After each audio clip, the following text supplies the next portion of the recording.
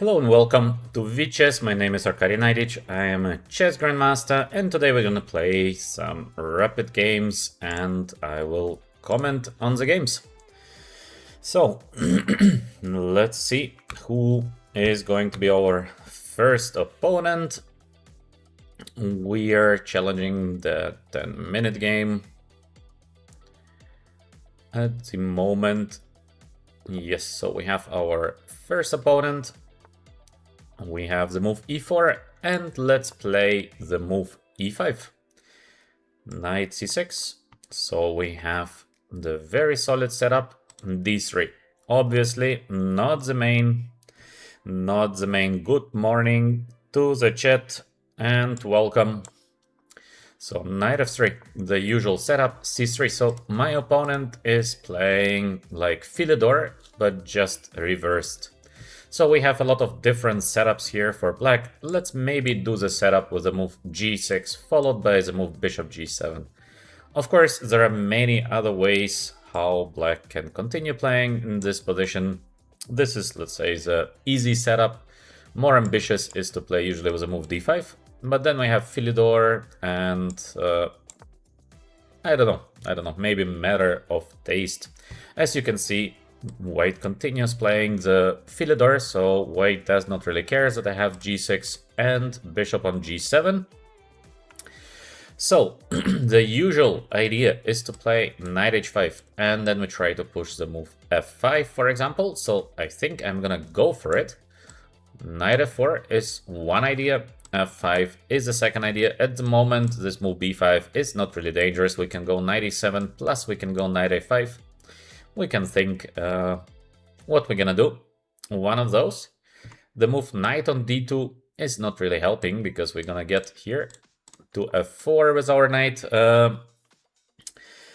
So it's like very solid setup for black, in my opinion. Again, I'm not saying it is the best, but it is a very passable setup. So we have knight f4. Probably the idea of white is to take. We're gonna take back. We have the bishop pair. It's quite a nice position for black, I would say. And we have as well the idea of f5, which is also leads, in my opinion, now to a good position for black. So we have to choose one of those. I don't know what is the best, but maybe let's proceed with the move f5 because it feels good. We activate the rook here. We can expect short castle because where else to go for the white king to go long side is going to be very difficult. Yes, so we see the short castle. As expected, and now we have to choose. We have few ways. One, f4 with the idea g5, g4. Very passable. The other way is to take on e4, so white has to take, and then we get our knight on f4, beautiful knight. Probably white is going to take, and we're gonna take it back, so we have bishop pair with black. Also, this is looking like a very decent position to play for black. I don't think that white is better. We can also wait a little bit with a move like king h8, so very useful move. Obviously, king is nicely placed on h8, and I like this because there is no rush, and anyway, all these checks here could be potentially dangerous, so we are still keeping all the options open. We can still take, we can still go f4. King h8 is useful in most of the cases. So yes, we have rook e1. Also, this is like a useful move for whites, and we have a positional game. Is it time to take? So take and knight f4. Or maybe still to play f4 followed by the move g5.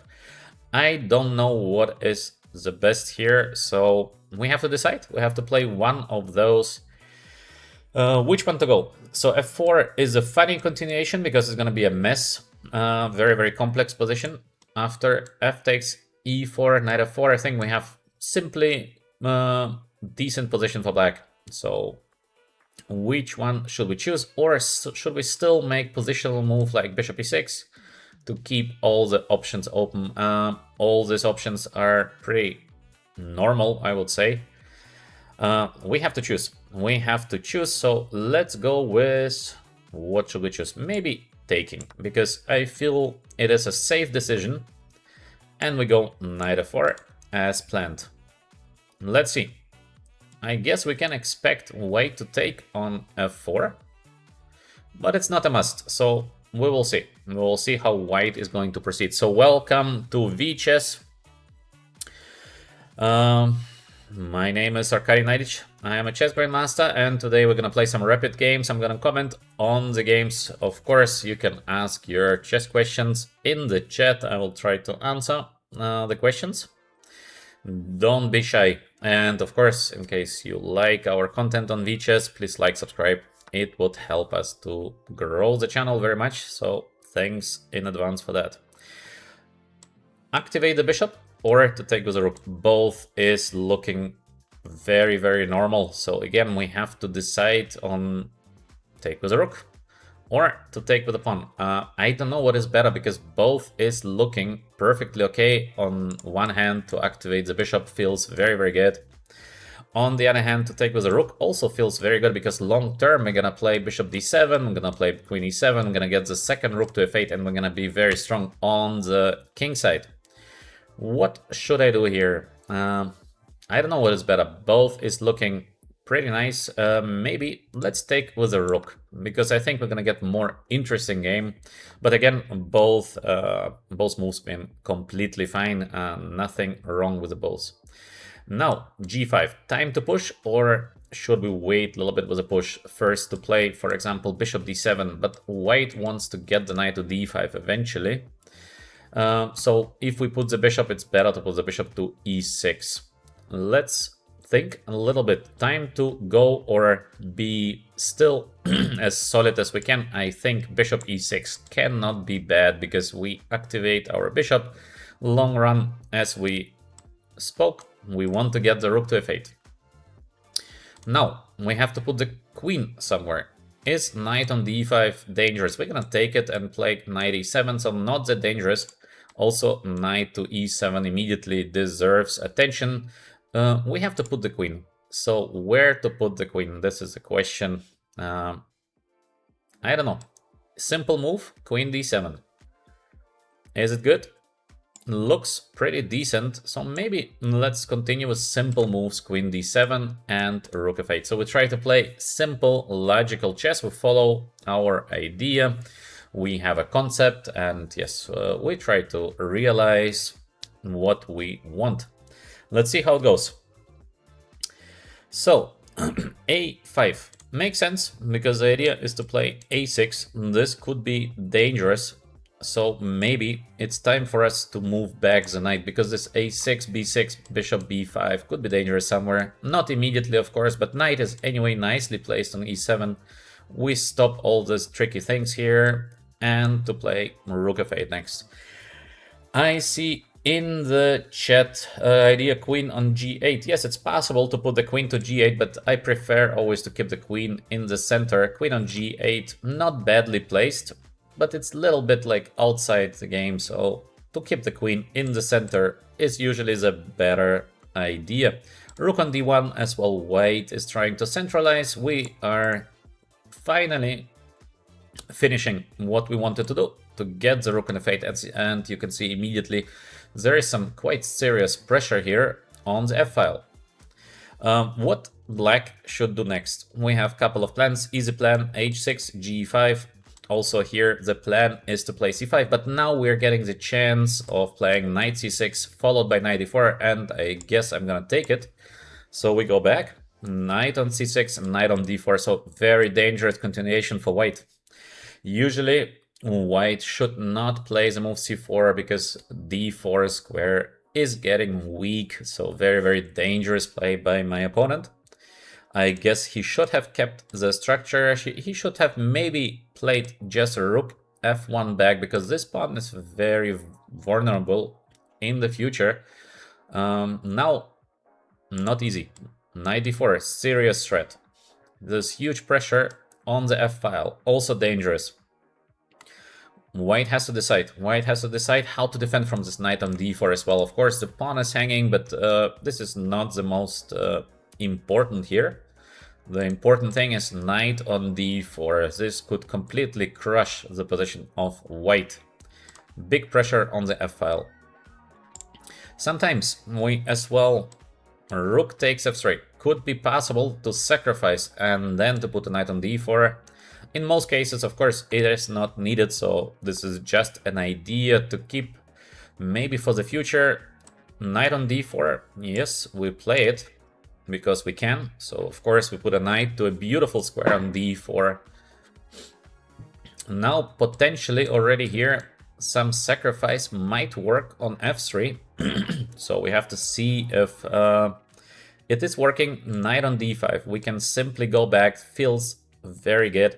On the other hand, if I take, what happens? He has to take, and maybe now we can sacrifice here on f3. Looks very, very interesting. I'm not sure if this is winning, but it feels like quite nice, but also rook f7 feels very good. So also to sacrifice immediately feels very good. So many nice options here for black. Here comes the calculation part. So let's do take. We, let's say, take, rook takes, we play the move queen on g4, so one rook takes f3.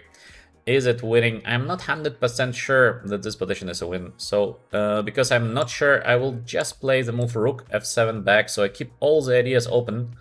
I had something better, but we're playing a rapid game, so I don't have all the time in the world. We play just a safe move, c6 coming next. Also, we want to take and to play bishop g4, so many threats to the white king. Sometimes, if you are not sure to sacrifice or not to sacrifice, sometimes it's good to be calm in this kind of position, because once you sacrifice, you have to be sure that the stuff is working. And in case you have nice options, then why to sacrifice something? Because you're committing. Once you're sacrificing, you are very, very much committed. And sometimes it's just easier to play something else, so not to be committed, and to have a long game where your chances are nice, and basically doesn't matter what happens. So this is an example of why to play here the move rook f7 as we did last, and not to go for some sacrifice. Is it possible to sacrifice? Yes, but are you sure that it's working? I was not sure, so this is why I play a simple move like rook f7. It's just purely practical approach to the game. So let's see what happens next. White is taking on d4. We are obviously taking back. Now there is a threat we want to catch. Plus f2 is hanging, so white is under heavy pressure, and we still did not sacrifice anything, so the position must be very, very good for black. Equal material, two deadly threats that we have, so basically he's giving up on the pawn f2. Wow. So we can take it. Maybe the idea is to play bishop f3 and try to catch our rook on f2. Could it be the idea of white? Yes, I think. Still we can take, of course, with a nice position. On the other hand, we can play first the move c6, let's say hunt away the knight, and then we can take here. Also, this is looking very, very good for black, so we have to take a decision. What we do next? What we gonna do next? Sacrifice or not to sacrifice? I don't know, but we have to make a move. So let's go with the move c6 maybe. So first we hunt away the white knight, and then we can still sacrifice by playing rook takes f2, bishop f3, and to sacrifice. The knight has only one square to go, but here we have, I think, one additional option, and it is to play rook to b8, because the threat is to play c5, so we have this deadly pin on the b file. Is there a way for white to avoid the move c5? I don't see how to avoid the move c5. Of course, it's very tempting to take, very, very tempting, but to win a piece is also very tempting, so I think I can go rook to b8, because I don't see how to defend from the move c5 in a good way. And obviously, in case we win a piece, the game is done immediately. So let's see if there is a defense. Welcome to the chat. I hope you're enjoying. We're playing some rapid games. There is no rush. We try to play good chess, we try to analyze some ideas, we try to take a look at different concepts. In case you like our content on VChess, please like, subscribe. That would help the channel very much. And of course, the candidates are approaching very soon, starting on the 29th. I'm going to comment on the candidates. We're going to see fantastic games by the top chess players of the world. We'll try to understand them. I am analyzing without engines. So we will try to have this human view on the games. Engine analysis are, in my opinion, in most of the cases are just so bad because we don't get the feeling. We don't get the feeling what people are thinking during the game. Engine shows winning, engine shows losing, but human is thinking very different. So I'm always trying to comment without engines. Otherwise, it's just boring. And as well, from the practical point of view, in my opinion, making not much sense. Let's go back to the game. We have bishop d3, so he found no way to defend from the move c5, so obviously we play the move c5. Now white is losing the queen. Wow, he's giving up on his queen, so obviously this position is completely winning for black. Just we need to rush a little bit. Rook on the 8s, there are no tricks. Queen is getting active by queen a4, for example, next. Or we can simply take the knight because this knight is a little bit annoying. So let's get rid of the knight. We have a full queen up. There is only one threat, rook to b7. We have to be a little bit careful with the move rook to b7. But basically the game is done, except I'm gonna blunder something heavy. We activate the queen. This is why the queen is just so powerful, because it can control the full board. c4 is coming next, queen a2 is coming next, so queen a2 also very dangerous, and as well bishop on h6. We have control over all the board. Let's go with the move queen to a2, very powerful here. Pressure on the pawn, and then let's continue. Bishop on h6. As you can see, the white's position is basically falling apart because queen is so powerful. Next, we can try to give a checkmate, so maybe we can sacrifice something, but again, I'm not a big fan of sacrifices, because if we don't need to sacrifice, why to sacrifice? So this is always what I'm thinking about. Let's play a simple move, queen to a3, attacking the rook on c1, and long run, we want to promote the c pawn, so this should be not very difficult. We attack the bishop, next move is c4, next move is d3. And that's it. Maybe I can sacrifice and give a checkmate, but why to calculate something like that? There is no reason for it. Again, we try to be practical. This is a practical approach to chess. Maybe we are not playing the most precise moves, but we're playing good moves. So d3, now here we go with the bishop e3. Yes, he gives his rook on a7.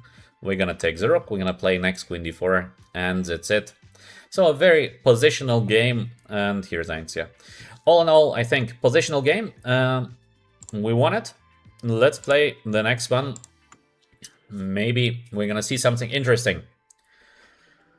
Let's see who is going to be our next opponent. Once again, we try to be practical. So some people are playing very aggressive, some people playing very fast. We try to be just practical. Once again, we have the move e4. Yesterday we had most of the games on d4, so this time e4, we play the Sicilian.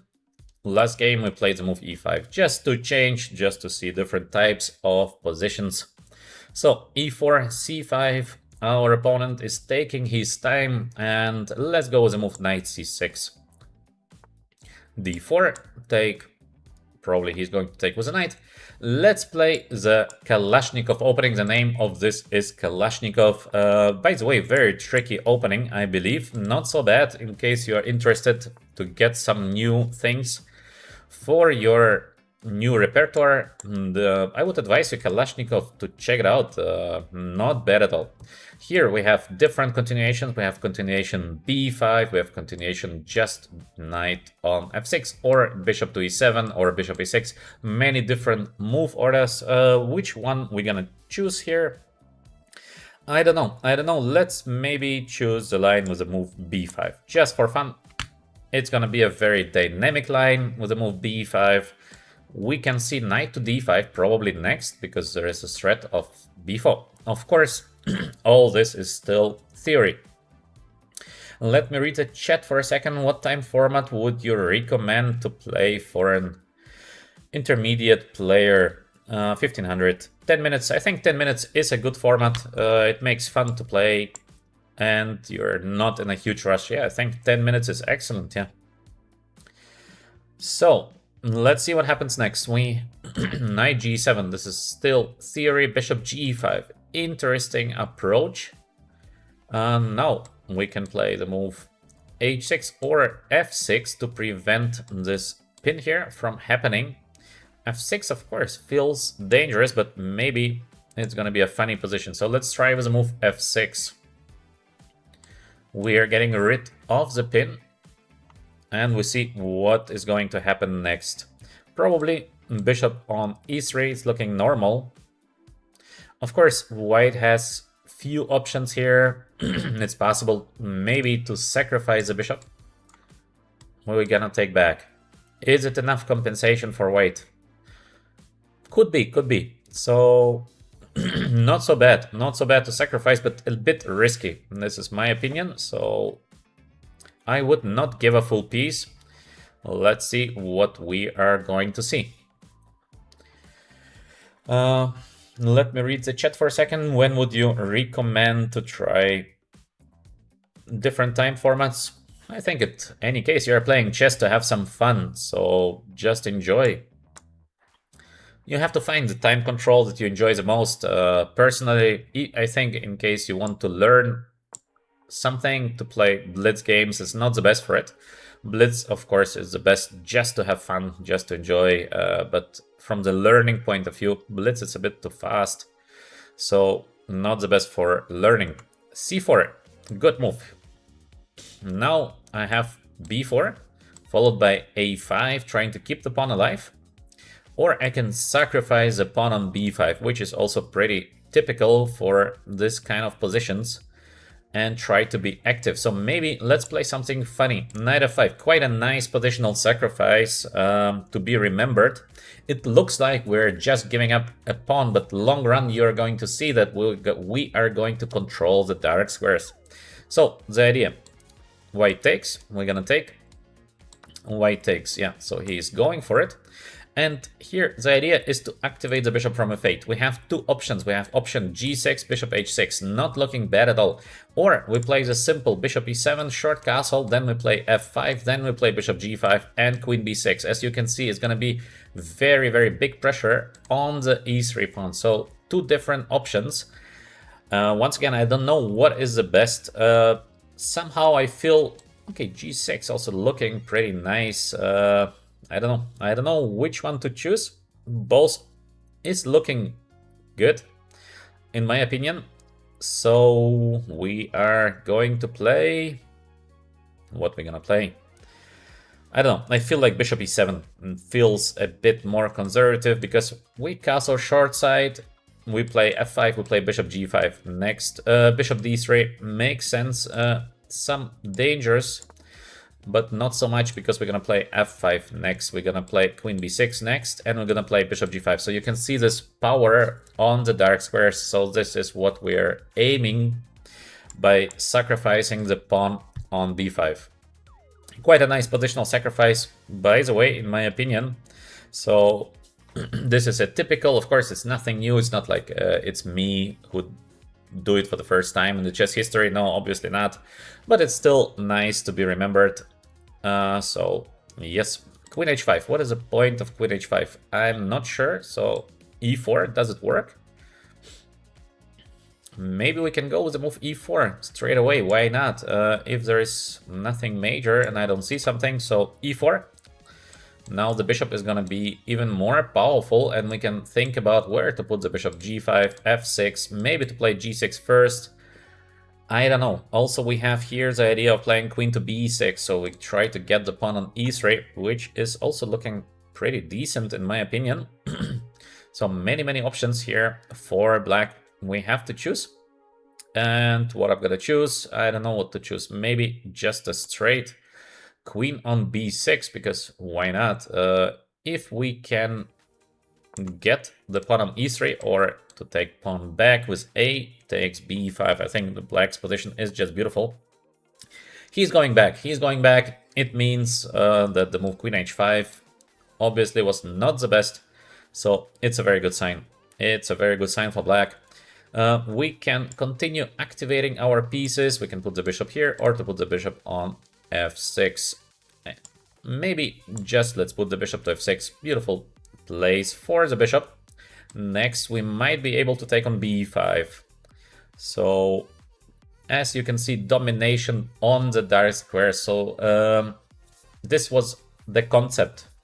We tried to be very strong on the dark squares by sacrificing the pawn many moves ago, and finally you can see how powerful the bishop on f6 actually is. So we fully made it happen to be very, very strong on the dark squares. King to h1. Well, normal. The idea is a little trick in case we take. There is knight on c4 attacking the queen and the bishop, so we should not fall for this trick with the black pieces. Can we just take the pawn on b5? Looks like very normal continuation, but why not to wait a little bit with it? Maybe we can do even something better, because it feels like we have very, very dangerous pressure here on the pawn b2. So what can we do here? What could be very unpleasant to white?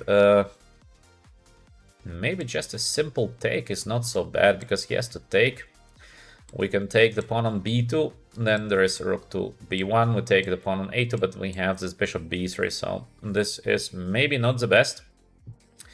Maybe to play rook to b8 might be not a bad idea, so let's try. Rook to b8, we activate the rook, we continue. A takes b5 next if nothing major happens, and in case white takes on a6, we can maybe to take with the bishop. So we have this pin here. No, he just gives up on the pawn b5. Obviously, we just take it. So pawns are equal now. We have the bishop pair. We have this monster on f6. e3 is weak. Next moves of black. Bishop d7. Let's simply develop. Afterwards, rook c8. Very simple as well. So black is doing very, very good here. Black is doing better. Interesting game. Let me check the comments just a second. How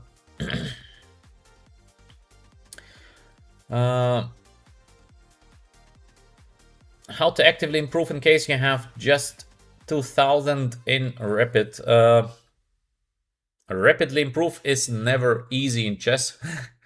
So you have to be careful with the word rapidly. I would advise you to improve slowly but surely, because this is possible. Usually when you want to improve, obviously you have to work a little bit on chess, otherwise you don't improve. So let's take some pawns at the moment. So if you have some time, do some tactics, very important. This is always what I'm saying. If you want to get better, do tactics, because if you're not doing well in tactics, there is no chance for you in the long run against somebody who is very, very sharp. Okay, let's go back with the bishop. And of course, another thing to improve is quite simple. Just check the good games of the top chess players, because they are showing us very often the way positions should be played. So listen to the comments, read some books with some nice comments from the top chess players of the world. I think it just helps so much to get better. Let's go back to the game. What do we have? We have a pawn up position. We have a beautiful bishop here on e5. Everything is pretty nicely placed. Next move could be just to change the rooks. Yeah, let's go for it. We change. We are a full pawn up. We have a domination of the bishop pair, so why not to change the rooks? And then slowly we will advance here by playing, for example, queen on c5, queen gets to c3, and I believe the position of white at some moment should just fall apart. Knight, nowhere to go. Bishop, also not the best piece at the current moment. Very difficult position for white. Very difficult. Of course, it's possible to fight here, but very difficult. So let's see what happens next. We still have 4 minutes on the clock, a lot of time, no rush here. In case you enjoy our content on VGS, please like and subscribe. You would help the channel to grow with it. Thank you in advance for it. And of course, we have nice books in PDF in our shop. We offer them, I think, for a very good price. PDF for download.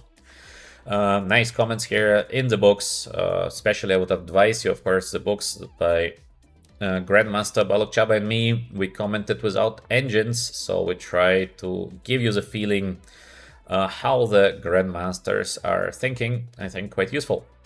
Okay, A4, let's take. Bishop has to take. Let's activate the bishop here. Beautiful.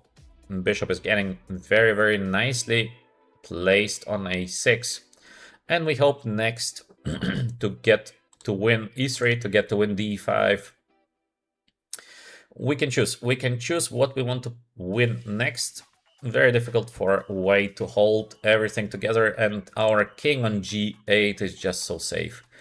The king is so safe, and this makes the game easier, because once you have to pay attention what happens to my king, the game is getting very, very tricky, and sometimes we are panicking as well, because we think there is an attack, but actually there is not, so we are like sort of confused.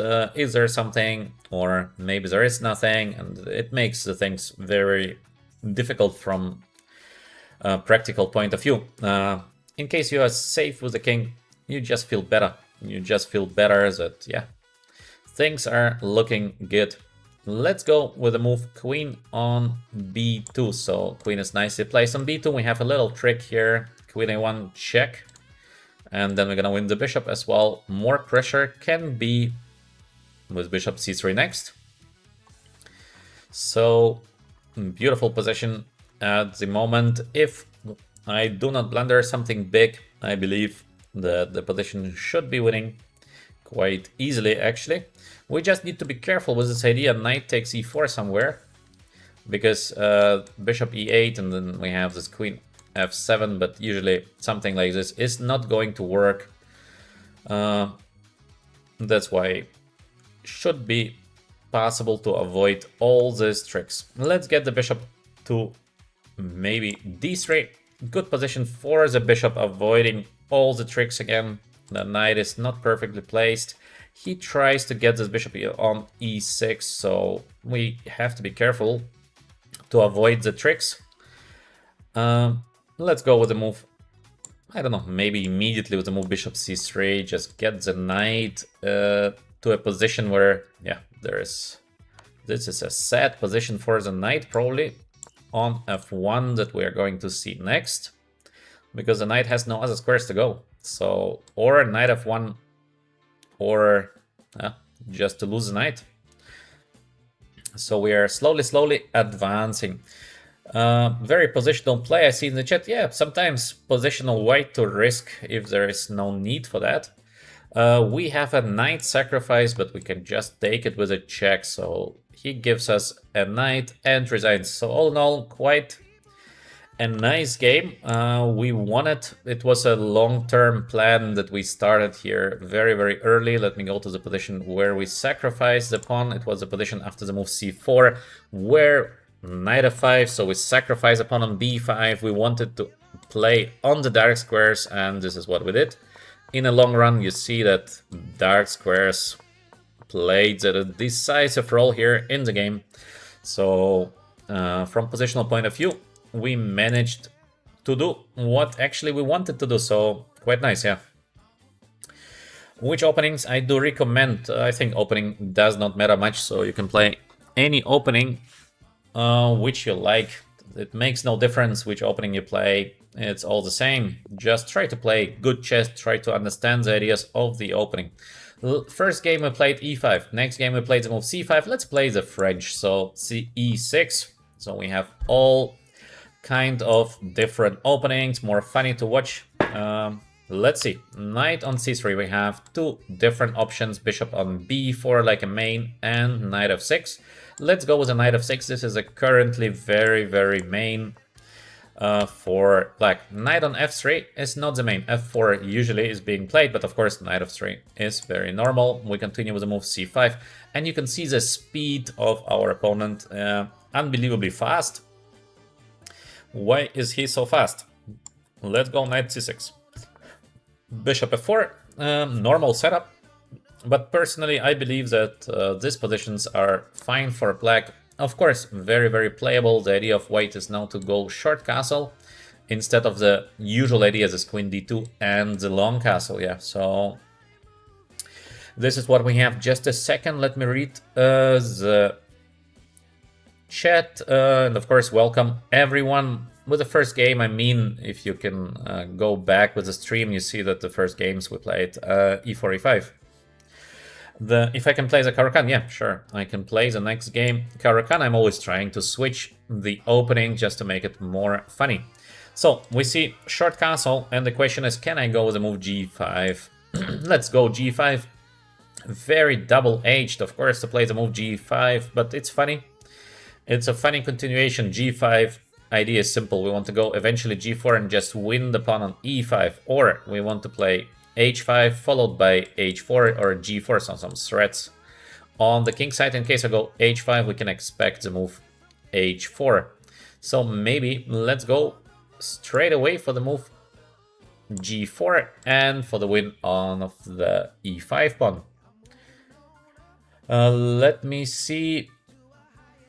What else do we have in the chat?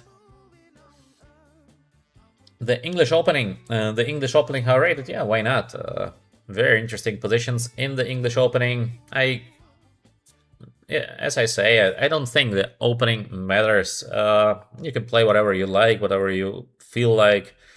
I think it changes not that much, so just enjoy and try to understand the main ideas of the openings. It's not about particular move, and yeah. So, let's see what happens next. We won the pawn on e5, which is... oh, he's being too passive, so pawn down and passivity is not the best fit. Let's go with the move h5, h4. Usually when you're sacrificing something, you have to try to get as active as you can, because in case you're passive and you sacrifice, it makes just no sense.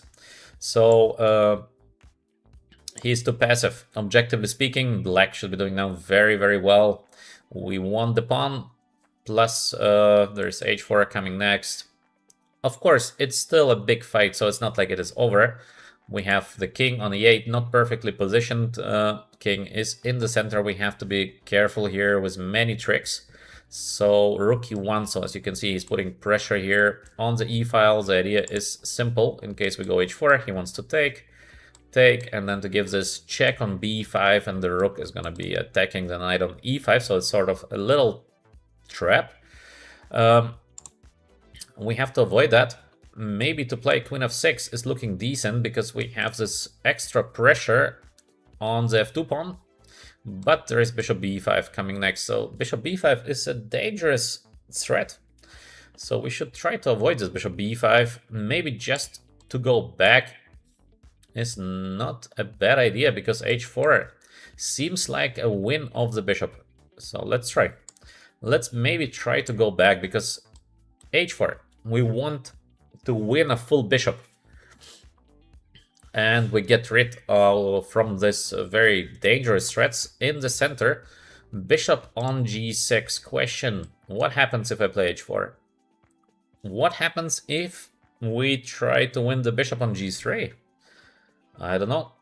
Is there something? Bishop takes. We're gonna take the bishop. So, no idea. No idea. So let's go. h4. Maybe there is something, but I don't see it. So h4 could be decisive if white finds no counter now. The game is basically over. So take. This is what we've been expecting. Beautiful bishop on b6. So we have the deadly threat to take on f2. If white is gonna take now on g3, we're gonna just take back. So piece up. Piece up should be enough to win the game. So let's see. Let's see what happens next. But I don't see how white can do something. And we can see that our opponent played as well way too fast. So he just has spent 2 minutes, still 8 minutes on the clock, and position might be just lost. So it's a bad time distribution because white have a lost position. So of course you should spend more time trying to play better chess. No reason to go for a lost position and then start thinking it will not help. We take f2 simply because we can win the rook on e1, so rook up should be enough here to win the game. So let's take the rook, obviously. And he's hoping, I don't know actually what he's hoping for. Maybe there is some trick with rook takes e6, but even this is not very dangerous because we can simply take like queen e7. I don't see any chances here for white. We can go queen f6, take the bishop. We can as well offer him to go into an endgame. Endgame's obviously completely winning for black. We have just a rook up, so why not to go for an endgame? I don't see any tricks. So yeah, queen h4. This should be game over. Rook is hanging, pawn is hanging. Exchange of queens is unavoidable. Game is done. I don't see something that white can do here. He continues sacrificing. We have amazingly aggressive player who we are facing. We can just take it. I don't think there is even a chance of mating here for the white pieces, but we can play also simple move like king f8. So there are no checks. We force the change of queens, and yeah, way to calculate something when you don't need to. So let's go with the move king f8, just to be 100% sure that there are no tricks. No need to give any kind of counter chances. King f8. Let me read the chat for a second. Do we have some nice chess questions in the chat? Let's see. At the moment, we have no chess questions in the chat, so everyone understands everything. Is it a good sign or a bad sign? That's the question. Okay. What do we have? I think that's it with the current game, because it looks like, yeah, that's it. He resigns. He feels there is no way to do something, and he's challenging us for a revenge. So let's be fair and let's give him a revenge. I think we must be fair over the chessboard. Sometimes we ask for a revenge, sometimes somebody asks us for a revenge. So we have to be fair. The Russian defense on the board. Some people call it Petrov, some people call it the Russian defense. Main move, knight takes e5. So let's continue playing the main lines. Knight on c6. What is that? What is this continuation? Feels very weird. We can just take and be a pawn up. I don't know what is the idea of the move knight on c6, because let us just take, because why not? e4 pawn is hanging, so d3 would be a normal way to defend the pawn. And knight c3 would be a normal way to defend the pawn, and as well e5 is possible, but e5 probably there is some trick with something. So let's go with the move d3. Full pawn up. Bishop e2, just a normal development, and h5. So the idea is to play knight on g4, probably. This is looking ridiculous because this is a gambit. So gambit is always same idea. So or you try to trick somebody, or you're just being lost. So I would not advise you to play gambits. You're not learning chess by playing a gambit. h3, just to avoid knight on g4. What is the point for black? Maybe queen d4, then to win the pawn on b2 or something. I don't know, to be honest, because it looks just so weird. So let's go with the move h3. Probably there is some preparation here. Yeah, queen d4. So we are still in his preparation. He tries to trick us. I saw that I can just defend the pawn on f2, so Let me play rook f1, just defending the pawn. I want to play c3 d4 next. I don't understand very much the sense of this opening because I feel it looks like black is just under pressure. Pawn down. There is no obvious compensation visible here.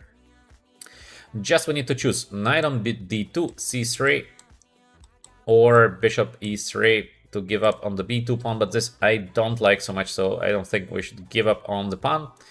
That's why maybe let's play it with a very, very safe continuation c3 followed by the move d4, so we are going to be very good in the center. D4, why not? So let's go. He just goes back. Next task for white, we have to get the bishop into the game and we have to get the knight into the game. And basically that's it, because we're having a pawn up. So let's develop maybe the knight on d2, protecting the pawn on e4. Easy moves, safe moves. c5, maybe somewhere, even though doesn't look like it's very dangerous. So let's go with the move b4. This is like to be sure that there are no tricks with the move c5. Also long run, the bishop on b6 is basically gone. Rook on e8, he's trying to put all his pieces in the center and to give us a checkmate. Well, it deserves attention. Yeah, the idea is not bad, but I don't see how to give a checkmate now to the white side. So let's continue playing just safe, developing the bishop. I don't think there is some sacrifice at the moment, at least I don't see the sacrifice, and we have as well the move f3 in the future. So again, we are pawn up. All we need to do is to survive the next couple of moves. If we survive the next couple of moves, the position of white is obviously winning. That's why I try to be as safe as possible. It should be enough to win the game, except there is something spectacular that black has to find. Otherwise, just a pawn down. So let me see for a second the chat. What do we have in the chat?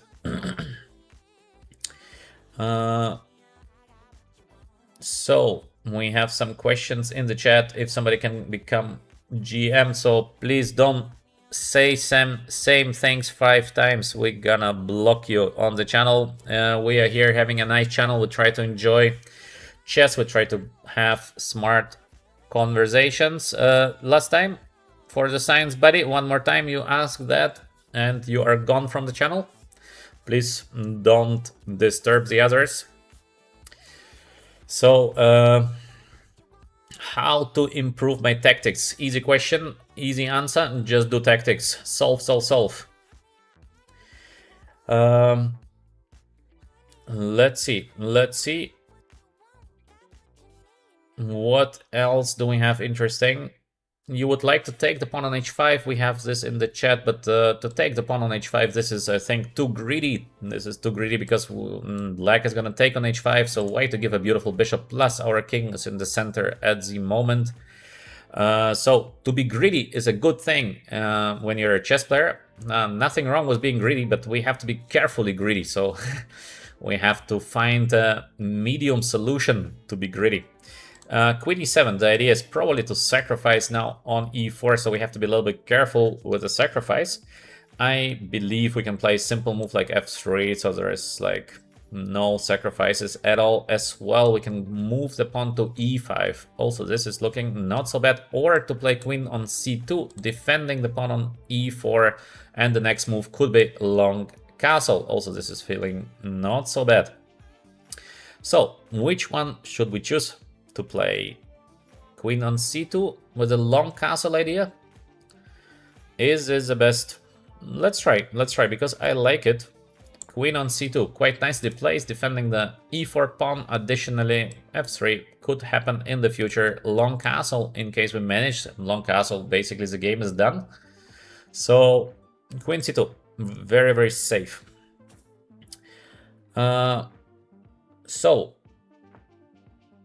Let's see what else we have in the chat, if there's something interesting regarding chess questions. Bishop f5, so let me play a move, otherwise I cannot read and play and talk simultaneously. This would be too much. So let's go f3.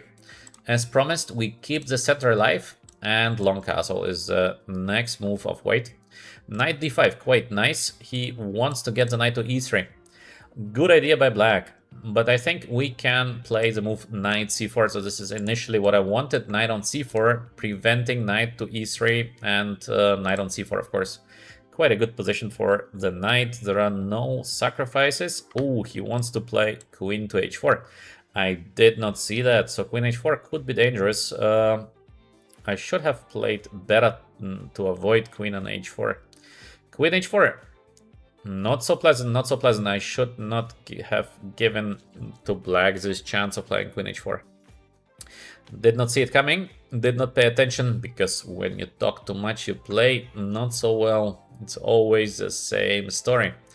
Alright, what can we do against the queen h4 idea? I can sacrifice the exchange by playing long castle.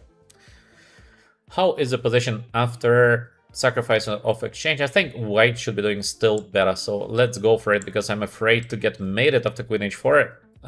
Oh, this is surprise. Knight on f4, so no knight s3. He's not winning the exchange. I don't know why he's not winning the exchange. In his case, I will try to win the exchange. But then I think white still would have a better play. Alright, currently bishop is under attack, so we just move the bishop away on c4. Bishop on f5, it's under attack. King is finally very safe here.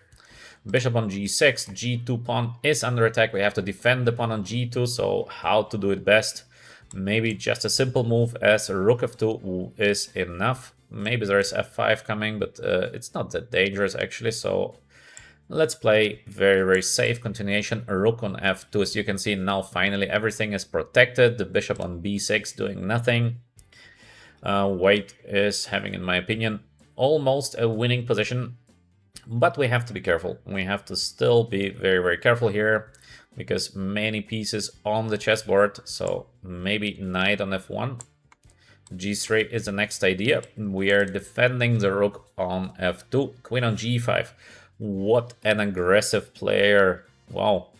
So king on b1. We are continuing trying being safe. The bishop c1. Very beautiful bishop. Let's see if black finds something tricky here, because if there are no tricks, I guess white should be close to winning.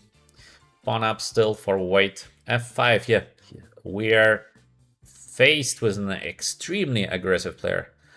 Very, very aggressive play. e5, take. I can play g3 followed by 4. Is it not a win? Is it not just a straight win? So let's see. I think good chances. So e5. I guess he has to sacrifice.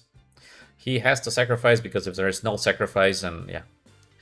I think this is like the only move. Our idea is to play g3, where we are attacking the knight and we want to play f4 next. So he is not sacrificing, but well, now of course pawn down for black with a very bad position. So f4, little tactics in case black is taking here. We have the move bishop on c1. I would not even call it tactics, because it's just one move. So yes, white is having very close to a winning position. Pawn up, bishop is completely blocked on b6 positionally wise. The game is over.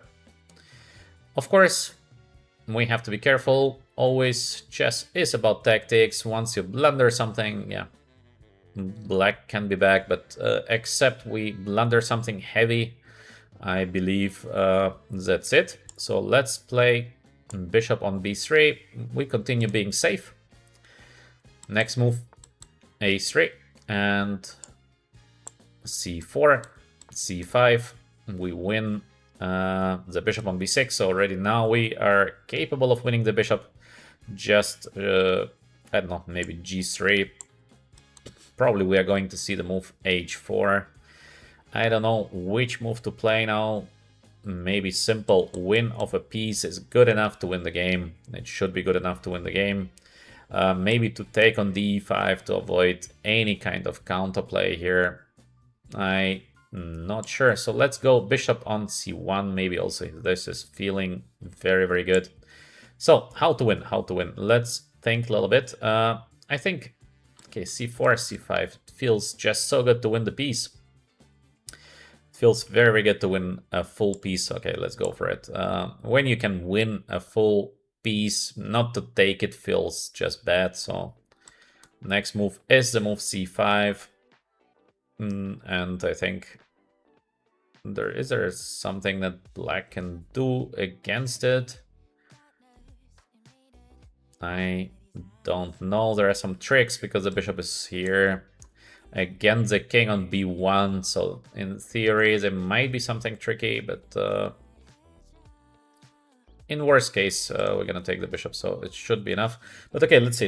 It could be a little bit more difficult than expected, but I don't think it should be more difficult than expected. So also after he's going to take here on a4, we can simply move first the king to a2 with a deadly threat of playing c5 next. It gives us again a couple of choices how to win the current position.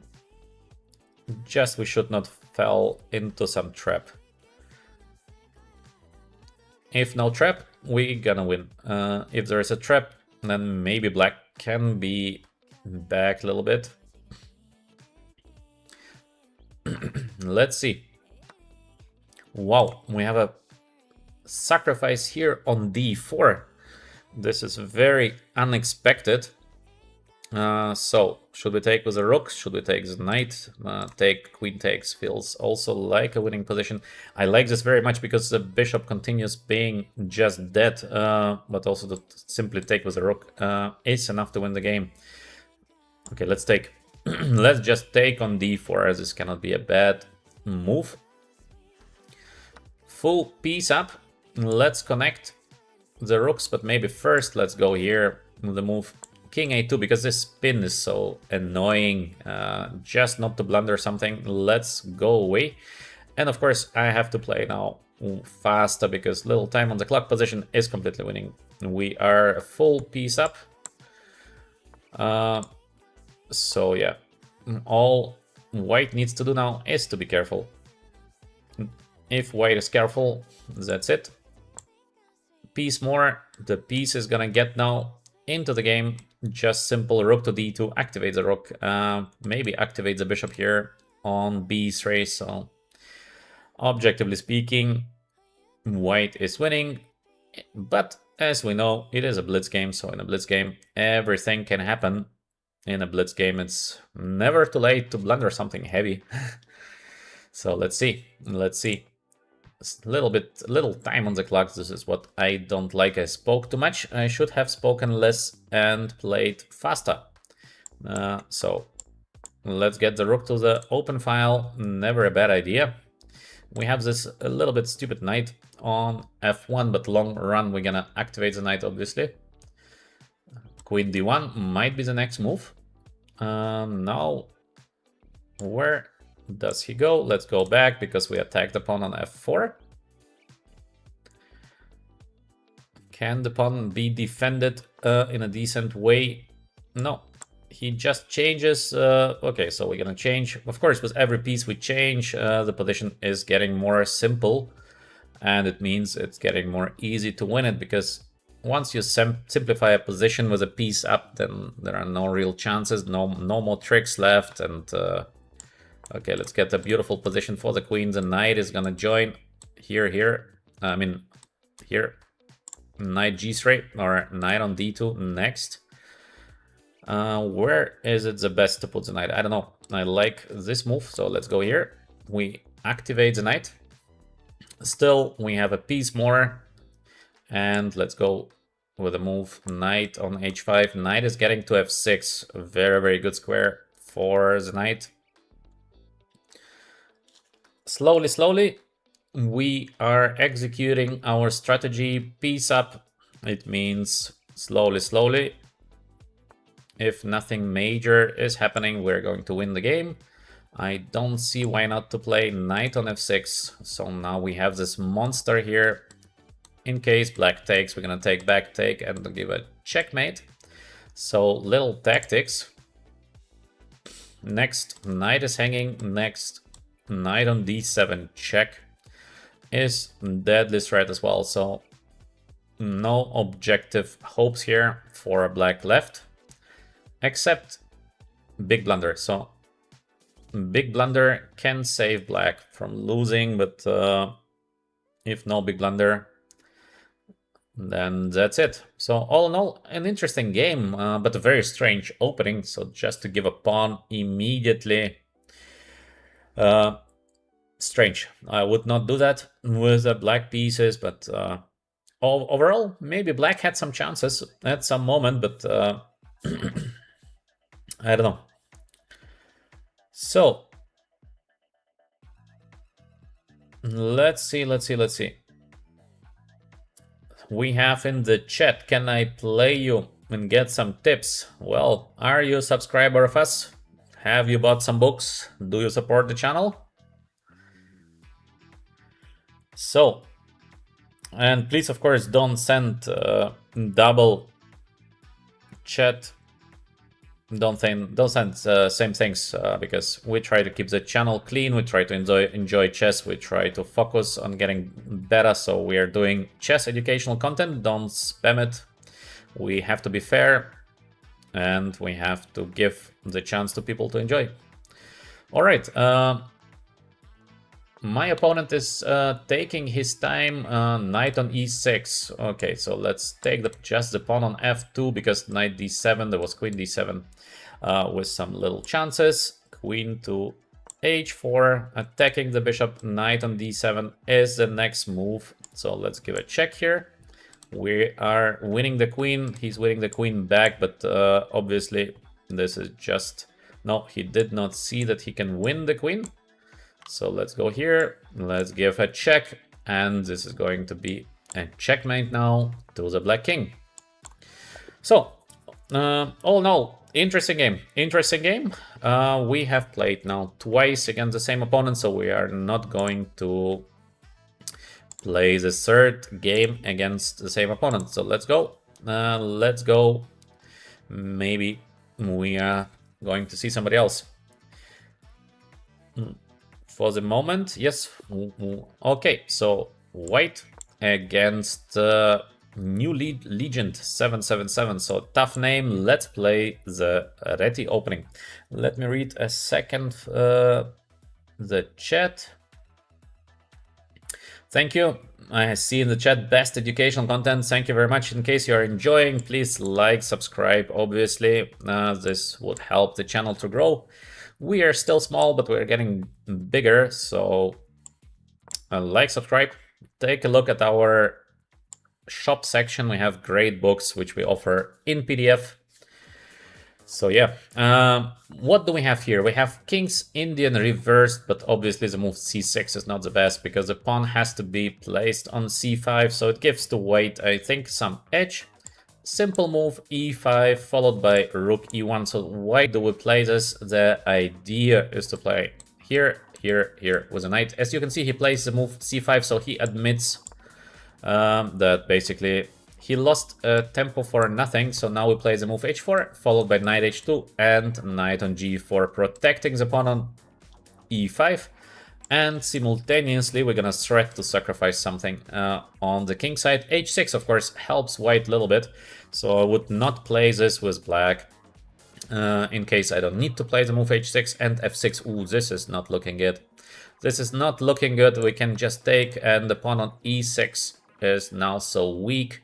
So let's play simple move, knight on g4, attacking the rook, and we can see how fast he plays. So once again, it seems to be a very popular mistake to play very fast in the beginning, but in case you play very fast and you have a very bad position in the beginning, then it's very difficult to come back from this bad position. So I would not advise to play in this kind of style. It feels very weird to play so fast in the beginning, then you are lost and then you resign. So what's the point of that? We can play knight e5, take, Rook is hanging, rook goes here, we play knight g4 back and win the pawn on e6. Feels very good. We can play bishop h3, because h5 is the next deadly threat, which is also feeling very good. So, I don't know. I don't know. What is the most easy way to win in this position? Probably, I don't know, bishop h3, just h5 next, and maybe the game is over. How to defend against the idea of h5? I don't see it. Ooh, h5. He plays h5 by himself. This is crazy, because we can play knight e5. Now h5 is so weak. There is knight g5 coming. What is he doing? Queen h5 is possible here. Bishop g5. Unbelievable. My opponent is basically fearless. So we just take the pawn, knight on g6 next, bishop g5 next. Wow. Maybe let's go knight g6, because why not? e6 pawn is under attack. There is queen h8, which looks like to be very close to a checkmate already. We can take the bishop and play bishop g5, winning the exchange. So many ways, but I like to give this check here on h8, knight e5 back. Look at that. Look at this position, and simply to take the pawn on g7, because why not? It's almost a checkmate. It's almost a checkmate in the middle of the board. Actually, it's funny that the black king starts on e8, then we have this short castle, and then we go back to e8. This feels a little bit funny. Queen on c7. There is no long castle because the chess rules forbid. Let's develop the bishop to g5. I think it's just game over. So most probably we will see a resignation now after bishop g5. So very, very easy game. And yeah, he just resigns as expected. Way too fast played by our opponent. Way too fast. He has spent just 1 minute 20 and resigned. I don't know. I think it's a bad strategy to play so fast in the beginning. It makes no sense. You're playing way too fast, and then you resign with having 8 minutes 42 seconds on the clock. Yeah, not the best strategy ever. Okay, let's go with the next game. So let's see, what do we have in the chat? Let's see. In case you have some interesting chess questions, please do ask them in the chat. Please do not say things like play with me or play please with me. This is not the way to behave here. We have next King's Indian setup, the London system. So very, very popular to play the London with white, because just such an easy setup. With black, we have the setup with a move d5, we have the setup with a move c5, we have the setup with a move b6, and also with a move d6. With a d6, we have King's Indian reversed. With a b6, we have this kind of, I don't know how to call it, so interesting structures. Let's go for it. So we have this double fianchetto structure after the move b6, which is very, very playable, and also it's quite easy to play with black, in my opinion. So we have the good bishop here. Now c5 next, or d6 next. a4, yeah, very, very typical. We go with the move c5. The idea of white is somewhere to play the move a5, but it's not like it's decisive, so we have very normal position. d6 is pretty well placed against the bishop on f4. I would put the bishop to d3 in most of the cases in these positions. Let's go with a move knight on d7. Very, very normal play for both at the moment. Not much is going on. Personally, I believe these positions are more or less equal, so it's not better for white, it's not worse for white, and the same with black. Very safe, very, very safe. Knight on c4, avoiding the move e5. Yes, it's very typical as well. So we can continue trying to get to the e5 move. In case of being a little bit lucky, we might be able to play e5 next, but there is no rush with it. So there is no rush with the move e5.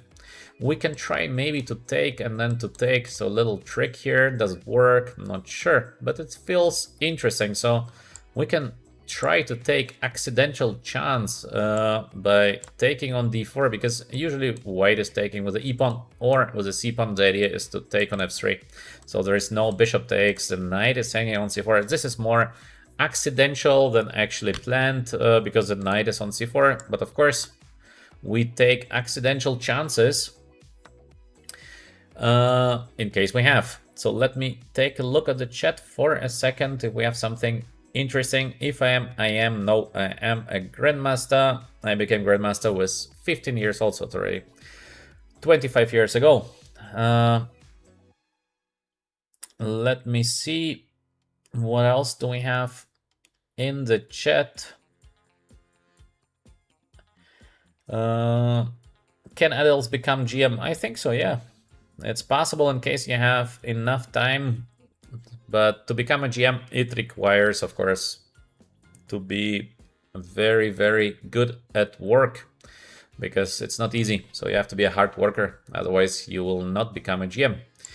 Let's get the piece to the center. This is always what I like to do, to put the pieces to the center. We had one rook which been not in the game, so we get it in the game.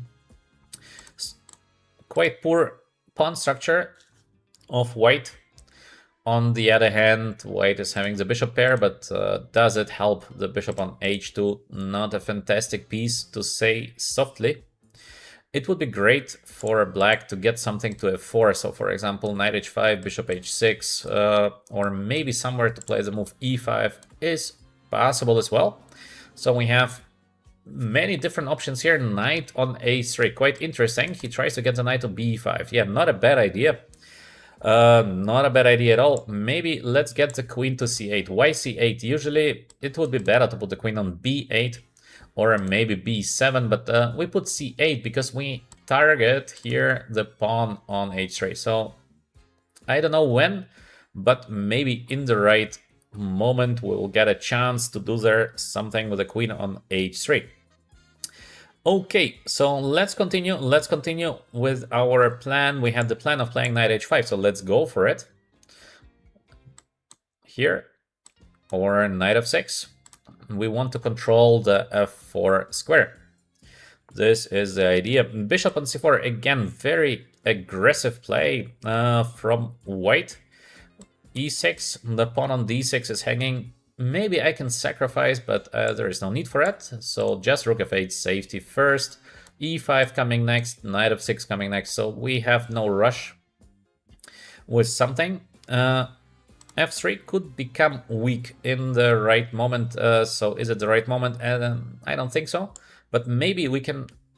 I don't know if we should do that, because knight f6, take, queen h3. Take f7, we're just gonna go away. I think it's a good position for black, but this is not a must. This is not a must. Also very interesting to play here d5, take, and then to play knight f6, double attack, bishop hanging, pawn is hanging. Also, this is looking like a good position for black. And of course, to play e5 also is looking like a good position. So many options here. We have to choose just one. Sometimes in chess it's difficult to choose just one when you have a couple of nice options. So then you hesitate. Should I play this or should I play that? Maybe just to give him nothing and to play rook e8 is also not a bad idea, but I feel like this move should be decent because we're going for the h3 pawn.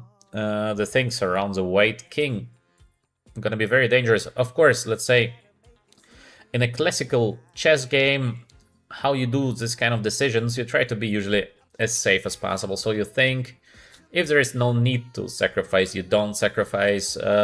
If you have equal chances in sacrificing and just being better, of course you choose to just being better, because you don't give real chances to your opponent. It is so important to control the game, and control the game means you don't give too many chances, so you don't make the game random. You try to keep control over the game. Now the game is getting a little bit random here. So let's see if we did something smart or this was stupid. The things around the white king getting tightened So the white king on g1 is suffering. Can we sacrifice the exchange and take f3? Yeah, this is also possible, but I think not really needed, so let's go back. The f3 pawn still hanging. We have idea of bishop h6 followed by bishop f4. So we try to give a checkmate in case we can. Let's see what happens next. So knight on b5. So finally he wants to get his knight back to the game, but is it not a bit too late to take on d6? Well, I think we can just collect the pawn on f3 and it should be a checkmate very soon, because to have such an open king leads usually to nothing good. White knight on b5, not yet in the game. Rook on a1, not yet in the game. The same as with the queen on b3. So black should be able to give a checkmate. We have so many pieces now around the white king. To change the queens is a good idea. Of course, white should aim for that, to keep on fighting. But black is going to avoid the change of queens. So how can we do that? Maybe queen f5 and queen to g5 check, because if I play queen h3, there is bishop e6, so the game is going to be postponed. So let's go with the move queen f5. I think it's looking good, because knight g4 is still a deadly threat instead of bishop if bishop e6, queen on g5. So we control the game. It looks pretty nice. So can we just take and play knight on g4? Is it a win? Or maybe queen on g5 check, because why not to give a check first? We have this pressure on the rook on e7 and knight g4 next. I think it's just game over. So this is a win. I see in the chat someone does not like to play safe, but this comment is making no sense, because we play according to the position and we try to be as practical as possible. If position is giving an opportunity to attack, of course we attack, but in case you have much better play and you continue attacking for no reason, this is just bad chess, because why to do that? When you're playing a chess game, you try to achieve the best possible result, otherwise it makes no sense to play. So to achieve the best possible result, you need to be a practical player. So attack when you need, defend when you need, play positional, play attacking. So it all depends on circumstances. Before the game, you cannot know what kind of position you're going to get, so you have to adapt. And this is, for example, what is one of the best parts of the top chess players. So top chess players are adapting so well. It's like Magnus Carlsen said once, if I have to, I will play the way I should. So if I have to defend, I defend. If I have to attack, I attack. So this is the advantage of the top chess players. Before the game, you never know how the game is going to go. So you must adapt in case you want to have a good result. So there is no way to make a strategy before the game. You have to see what happens. Let's come back to the current position. I think we won the game because just too many pieces of white are under attack. f2, queen h4. So many deadly threats. So for example, queen h4 I think is just immediate game over, and knight h2 is just immediate game over. I don't know what I should choose, but I feel like queen h4 is really looking good, and to take immediately on h2 is also looking very good. What should we do here? Maybe just to take, because I don't see why not. Knight on d6 continues hanging. Queen h4 is the next. So yeah. All right, it feels like we are going to win the game. So yes, here is it as we expected. All right, let's play the next one. Let's see what happens in the next. Maybe going to see something interesting. Searching for the opponent. So the next opponent we have, last time we played the move e4, and let's go with the move d4. So let's change the openings to have more types of positions on the board. And let's go with the very main. So this is the main. Let's go with the King's Indian. So we have King's Indian now with the white pieces. And we have to choose which line of King's Indian to play. Let's go with the move Knight of 3, one of the main lines, and let's go with the line H3. I like the line H3 because it's, in my opinion, quite easy to play for white. And the idea is very simple. We want to be safe in the center, so usually we see the move E5, we go D5, then we'll go G4, then we go Bishop E3, Knight on D2, and then eventually Bishop E2, short castle. So we try to be very, very solid, easy to play. So as you can see, E5, D5, all is main theory. And Knight H5, yeah, Knight H5, one of the main moves, G3. Now we go for this crazy lines of theory, actually. This is something you have to learn when you're playing with the white pieces. I don't like so much this long, sharp lines, but they are better for white. Just you have to know them very precisely. So this is like the advantage and disadvantage. If you're lazy, you are suffering. But in case you are not lazy, you're just crushing by theory. This is a lot of lines like that in King's Indian, where you have to be very precise. In case you know what you're doing, then black is suffering. But in case it's like you are not so sure, then sometimes black is getting good play. So very, very typical for the King's Indian.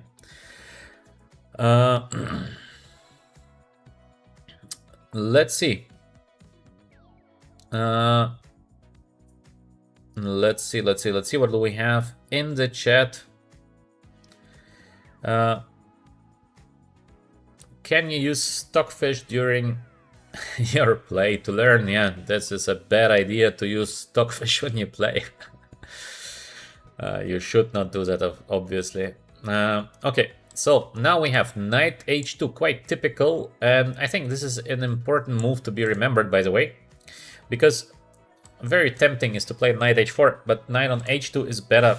Because we have Knight G4 coming next, so more typical idea, Knight H2, then Knight H4. Instead, we could have played, obviously, Bishop on E3, followed by Knight on D2, also nothing wrong with that. But here we see why to play King's Indian is just so dangerous, because in case you don't find something instant, then white is going to have a better position. So this is a problem of the King's Indian defense. You have to find something with the black pieces. You're always under pressure. With normal moves, you're just worse. So, but I like to play King's Indian personally with the black pieces because it's very dynamic, but you are heavily under pressure. So as many openings, it has advantages and disadvantages. So what is the strongest opponent I have ever played? I played, I don't know, 10 world champions some years ago. I played against the best chess players of the world, many games. So Magnus, I played Kramnik, Topalov, etc. So I played many of them. Can I explain why H3 is not hanging? Yes, of course. So in case black would take on H3, we would take on H5, and we would take with the queen on H5, and then we have this mating attack on the king side. Knight A6, pretty smart, because the idea is to sacrifice a pawn and then to activate the knight. So Knight B4, interesting sacrifice. So let's see how it ends. So we are going to accept it. Let's take the pawn on H5, Knight on B4, and let's go back. We need to. So this is A3 next. So we can take away the knight from B4 with black pieces, usually F5. Yeah, he is playing a good game. He's trying to get some counterplay here. I'm not 100% sure that black has enough counterplay, but it's going to be a funny game, this is sure, because we have to pay attention now. Now the things are far from easy. We have to keep this f takes e4, bishop f5 is the next idea for black. Maybe even we can play the move g4. Looks a bit suspicious, but maybe not a bad move. Maybe I can play also simple move f3, just trying to be as solid as possible. Yeah, f3 is not bad. But let's continue being a bit more dynamic. So I like this move g4. I just don't know when to play it. First the move a3 and then to play g4. Yeah, I think so, because it feels more safe to play h3. Okay, let's go. h3. So knight gets back and then we're gonna play g4. If I manage to keep the center, then white obviously will do much better. Pawn up for white plus the bad bishop on g7. One mistake you should never do in King's Indian is to play something like ef and get this e4 push next, because this is horrible. So never get the e4.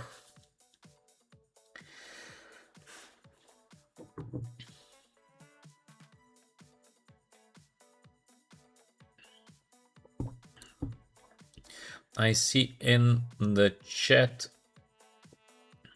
no, nothing there. So knight takes e4. We continue keeping the bishop dead. So this is our main idea. Bishop should be as passive as possible.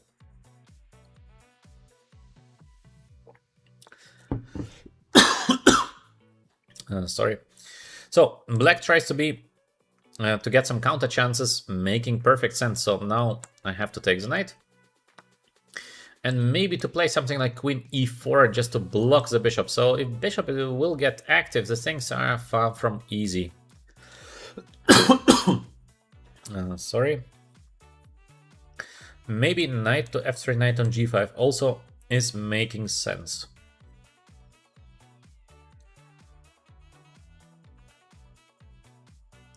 What should I do? Queen e4 or knight on f3?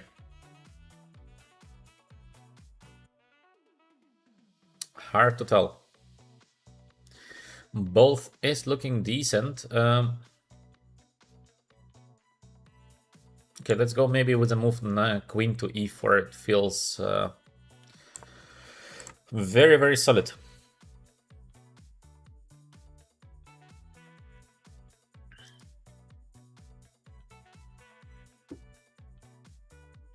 So knight f3 could be next. All I need to do is to block the bishop to have a winning position. So if black manages to get e4, then the things will get very shaky. So of course I should avoid that. Interesting play once again by my opponent. Rook a6 followed by rook f6 next. Nice geometrical play. We can defend by playing bishop e3 or knight f3, knight on g5. So what is better? What is the best way? I don't know. Let's think a little bit. Maybe bishop e3 first, because the c5 pawn is hanging. And then we have this knight f1, knight on d2, or knight f1, knight on g3. Again, position is quite dynamic, so white has to be careful here. But in case we're careful enough, then the position should be winning for white. So it's all about the next couple of moves. If white can succeed to be solid, then white is gonna win. If there are some tricks for black, then black might get some great play. Let's go with the move knight f1 as we planned. Knight is getting to d2 or knight is getting to g3, one of those. Let's see how it's gonna end. So rook f4. He continues sacrificing left and right. Okay, so we're gonna take the rook. Maybe we can defend from the threats. So probably this idea is to play e4, but now we have the move knight e3, so the knight is joining the game. And I believe, objectively speaking, white should be winning because just too many pieces been sacrificed, where pawn up plus exchange up is usually a bit too much, because even if you win something back, it might be not enough. So I think we have a good position, but a very aggressive play by our opponent. And actually, it is a way to play King's Indian. When you play King's Indian, you have to be aggressive, yeah. This is absolutely correct way of playing the King's Indian. My opponent is pushing, and yes, we have to give him respect for that. Good play, good play. But maybe it's just not enough. Still, we have quite a sharp position here. We have to play precisely with the white. Let's defend first. And then we have this knight f5 idea in the right spot. Maybe first the castle alongside, also making sense. Or, yeah, knight f5. I like this move, knight f5. It should be a good move, just we have to wait for the right moment to execute the idea, knight f5. Still, it's a fight. It's a fight. In King's Indian, it's like never over because so many tricks. We try to be as solid as possible. I see the question why I don't analyze the game after we play the game, because I'm already commenting the game quite heavily, so it makes no sense to lose even more time on one particular game. It's a bit boring. Queen a4, queen c2. Is it possible to play the move queen on c2? And also, I think we have the option here to play here and to win the pawn eventually. But I like to play queen on c2 in case it is not a blunder, but I think it's not. So let's go queen c2 and let's continue with the long castle because it's time to bring the king into safety. This would secure white, I guess, a winning position. So let's get long castle. Safety. Safety first when we have something more.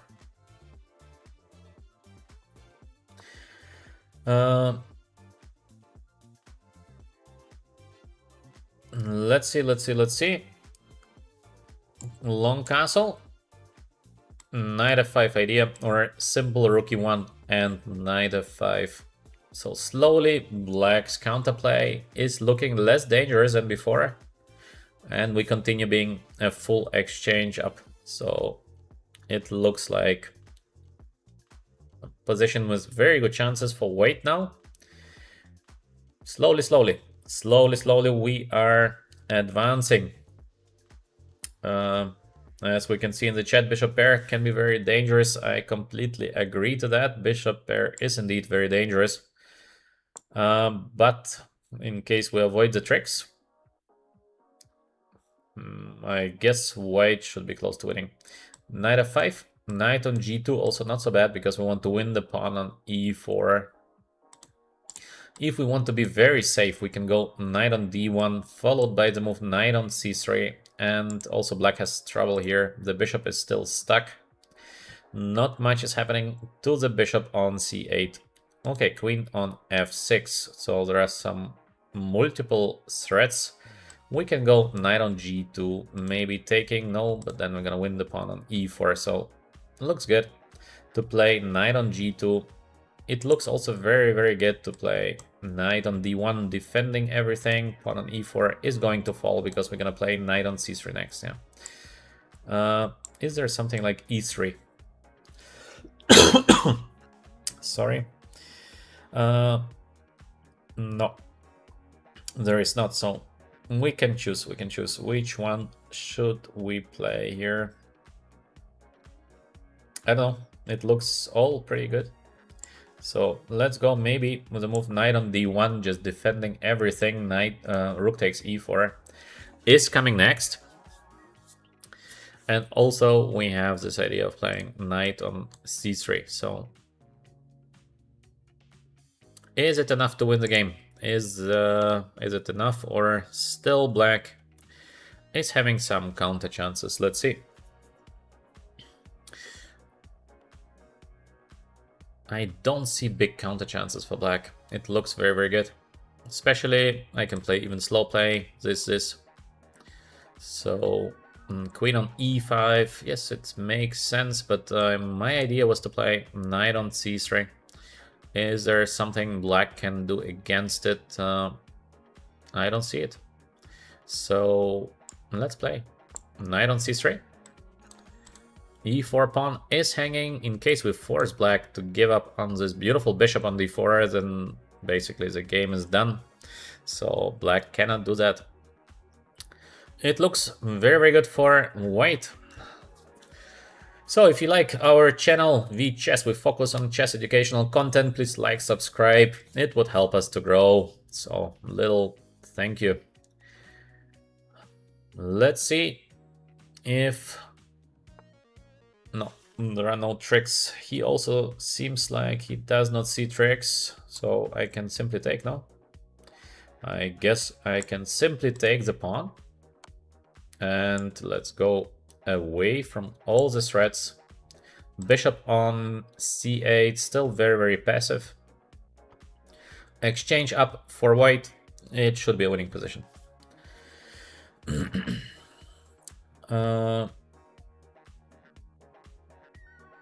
So the question is, over the board tournaments help in online chess or online chess helps over the board? I think over the board and online chess is quite different, so I would not likely compare these two things. But in case you want to be a good classical chess player, so you play classical time controls, not only blitz and rapid, I would definitely advise you to play over the board tournaments. And for me personally, I enjoy over the board tournaments much more than online. Online, I don't like it. So for example, I am almost never playing. I think I never played an online tournament. I don't remember, at least. So I don't enjoy playing online tournaments. I like to play over the board. Online, not my thing. All right, let's try to win the game. So queen e2. We're gonna dominate on the e file, and yeah, I think the game should be over quite soon because we're just doing so well. Rook f1, e-file domination, f-file domination. We have exchange up, which is of course very, very good. The only thing which white should not do now is to blunder something. So let's put the pieces to the center. Feels very, very safe. The bishop is still quite bad, so king h, a2 to go away from the pin. Next move could be queen f3. And that's it, yeah. That's it. I believe our opponent is going to resign soon. We are doing just too well. All in all, interesting game. And I think our opponent played in the King's Indian style, just pushed everything ahead, but we had a way to defend, to avoid the threats. And we win the game, yeah. Okay, let's go with the next one. Let's go with the next. If I have ever played Title Tuesday, no, I did not play Title Tuesday. I don't like to play online too much. Yeah, you're playing chess for 4 years and you're 2,400. 2,400 in which category? In classical chess? In case you're in classical chess, just playing 4 years and you're 2-4. Very good. Let's go with a Spanish.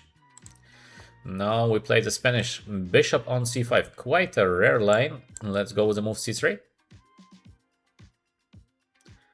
Quite a rare line of the Spanish. d6, short castle. Next move could be d4.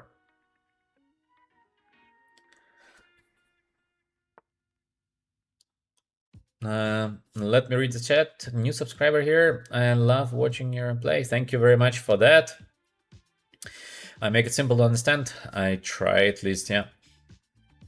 Thank you for the nice comment. That's very kind.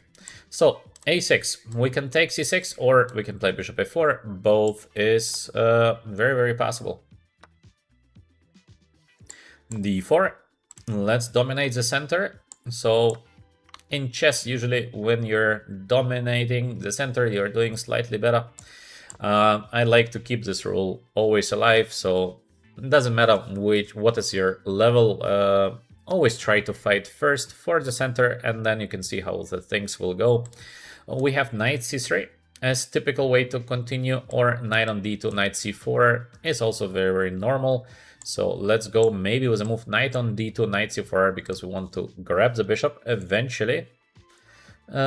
in general, these positions are slightly better for weight. Not so much, but I like to play this kind of positions with the white pieces because I think we're just doing slightly better. So it's pleasant. d5, very risky play because we have knight e5, we have rook e1. Or to take and then to play rook to e1. Very risky play by black, knight d5. I would not do that in case I would be black, because just the risk is so high. Can we win the game somehow with the white pieces? So we have this kind of b3, bishop a3 ideas, looking pretty nice. So let's calculate a little bit. Let's say take, take. We play rook e1. There is knight e7. We play b3. Short castle is a must. We play bishop a3. There is rook e8. And do we have something connected to knight on g5 to win the game? But maybe we cannot win the game. Not yet, at least. Pity, because it feels like so close, but maybe not possible. But still, I guess we have a better position, so it definitely deserves attention to play just a simple move as ed. Then get the bishop out, and then let's see what happens. Also, knight e5 is looking very powerful. He has to go knight e7, and just to play something normal here feels also better. So, I don't know. Let's go for e takes d5, because by the feeling, it's a good move. It's a good move. We have option also to play knight on b3, knight c5, which is looking great. So many good options. Which one to choose? Maybe b3, because it feels also so right to have the bishop on a3. Great bishop. Oh, he lets me play bishop a3. What is this? Because there is no castle anymore. Wow. So, of course, bishop a3. We are preventing black from castling short side, so it's basically game over. Let me read the chat for a second.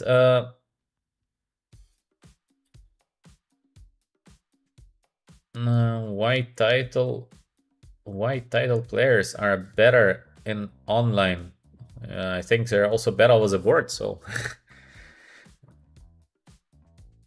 rook e1. Let's bring the last pieces into the game. Very beautiful pieces here. Oh, f8, of course. Queen on d7. Knight e5 with a tempo. Looks like a good decision here. Also, yeah, knight e5. Like, why not to play it in case we can? I think the position is almost winning for white. King on e8 is just so hopeless, so not much to do. So yeah. How can we win the queen on b5? The queen is almost trapped. Can we trap it? To play a4 would be nice, but we cannot. So maybe something like this, but it feels a bit strange. We should be able to trap the queen. I just don't see how to do that. Maybe to play knight here with the idea knight on g5. Yeah, this looks very good, but black is gonna play knight e4, so still not over. Maybe I should just double on the e file. Yeah, and this is looking good to play just here, but we have pawn hanging on d4, so still not over. Strange, because it feels it should be over, but I don't see how to win the game. Let's think a little bit. How can we protect the pawn in a smart way? Maybe to play a rook to c1, because in case take, we should be doing very good. Or maybe to put the rook somewhere else, but I think to put the rook on c1 feels correct, because good place for the rook. We put some extra pressure here, and knight c6 is possible to continue playing for trapping the black queen on b5. So I think to bring the last piece also into the game is never wrong. All right, let me see what we have in the chat.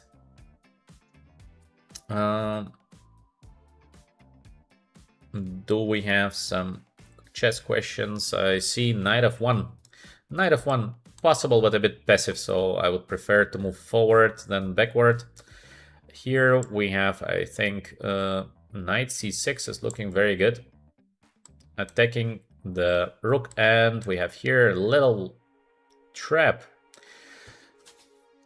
So we continue trying to win the black queen on b5. Now actually maybe there's bishop b2 a4. Does it win the queen? Or bishop b4 and then a4. Here, do we win the game? Or there is a defense? I don't know. Maybe bishop takes d4 is working, but also this knight c1, knight c3 is looking. I think we should be able to win the queen, but how to make it happen? Let's think. So we play bishop b2. There is a4, deadly threat. A5, maybe like the only way to do something. So we're not winning the queen yet. Let's go maybe with the move knight on f3, followed by knight e5. So we gain even more pressure. Because I don't see how I can win the queen at the current moment, at least.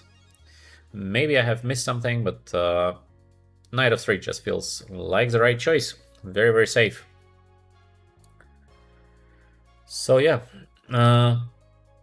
let me see the chat. Why does knight a7 work? At the moment, knight a7 obviously does not work because he can take it back, but we had before the rook on d8, and then knight a7 would be deadly because bishop takes, and I would give a checkmate on c7. So we had this nice trap which to play knight a7. So for example, just imagine rook goes somewhere, knight a7 would be game over. So currently we are attacking the rook. Oh, he just gives us the rook.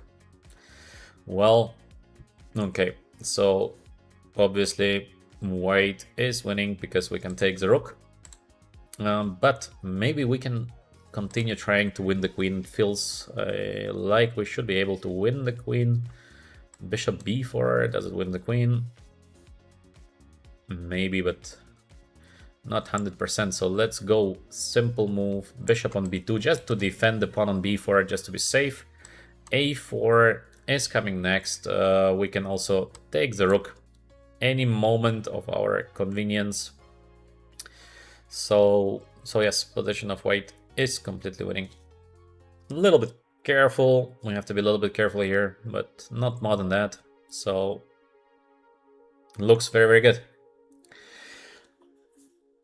Time, I see in the chat someone is worried about the time, but for the current moment we still have enough time to win the game. Let's take the rook and let's go back. So as you can see, we have still this pressure on the c file. Queen c6, check. What is this? We can also sacrifice the exchange back because it's also completely winning. So let's play rook takes e4 because it looks a bit more forced. We're gonna take back and then we're gonna play d5, and I think that's it. Because I don't see how to defend the position. Or maybe we should play queen c6 and followed by d5. Also, this is looking like it is a game over. So what should we do? Okay, let me take. I don't think it matters much, so let's take. And here d5 looks like game over. Some threats, no counter chances, I don't see it. So let's go with the move d5. Bishop has no good squares to go. Bishop on d7, so he's giving up on everything. We can take. So let me take on d7 because it feels like queen f5 check next. Look at this king. King is desperate, king is running, but there is no escape, obviously. So let me take the pawn. Now bishop f6. Checkmate. Next, rook is hanging. The game is done. There's no way to escape here with a black. So overall, we had a good strategic plan, but our opponent made it a little bit easy for us because he did not castle. He should have focused on castling to play with a king in the center when you have all the pieces on the board. It's just way too dangerous, so it's not the way to continue the game in most of the cases. All right, what else do we have? Just a second, and afterwards I'm gonna read the comments. So we have rook e1 like a winning move, but we can win in a beautiful way to play, for example, d6 here. We can also play queen e5 here. Just basically any move is winning. We can just simply take because it does not really matter. And next we're gonna play rook to e1 check. King is desperate, king is running, but there is no way to hide. Let's give a check here. We give up on the d5 pawn because it's just gonna make it more easy to give a checkmate. Let's give a check. Now king is forced to take. And we should be able to give a checkmate very, very soon here.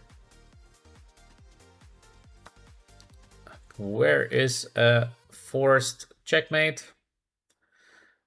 Let's start with the move rook to d1.